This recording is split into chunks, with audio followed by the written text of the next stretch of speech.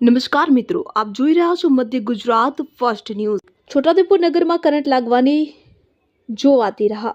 નમી પડેલો લાઇટનો થાંભલો અકસ્માત સર્જે તો નવાય નહીં। વીજળીના વાયર ઉપર નમી પડેલો થાંભલો અકસ્માત સર્જે કરંટ લાગે તેવો પ્રજામાં ડર, પરંતુ કોઈને કરંટ લાગે તેવી તંત્ર દ્વારા જોવાતી રાહ। નમી પડેલા લાઇટના થાંભલા સીધા કરવા પ્રજાની ઉઠી માંગ। વિગતે વાત કરીએ તો છોટાઉદેપુર નગરમાં નગરપાલિકાને MGVCL દ્વારા પ્રજાની સુવિધા માટે તથા પ્રજાને વીજળીનો પ્રકાશ મળી રહે તે માટે ઠેર ઠેર જગ્યાઓ પર વીજ પોલ ઊભા કરવામાં આવ્યા છે, જે ખૂબ સારી બાબત છે, પરંતુ થાંભલાની તકેદારી રાખવામાં આવતી નથી।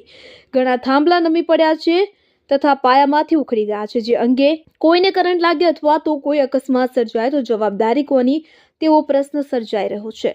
અત્રે ઉલ્લેખનીય છે કે છોટાઉદેપુર નગરમાં પશુ દવાખાના પાસે અનાજના ગોડાઉનની સામે ડિવાઈડરની ઉપર આવેલો લાઇટનો થાંભલો પાયામાંથી ઉખડી ગયો છે। પ્રાપ્ત વિગત અનુસાર અજાણ્યા વાહનની ટક્કરે આ થાંભલો ઉખડી ગયો છે, જે થાંભલો ઉપરથી જતા વીજળીના ચોટલા કેબલ ઉપર નમી પડેલો છે। વધુ વજન આવતા થાંભલો વાર લઈને નીચે પડે, વીજળીની લાઈન ચાલુ હોય, સદર વિસ્તાર ઉપર અવરજવર વધુ હોય, કોઈને કરંટ લાગે તો નુકસાન થઈ શકે તેમ છે, જે અંગે જવાબદારી કોની?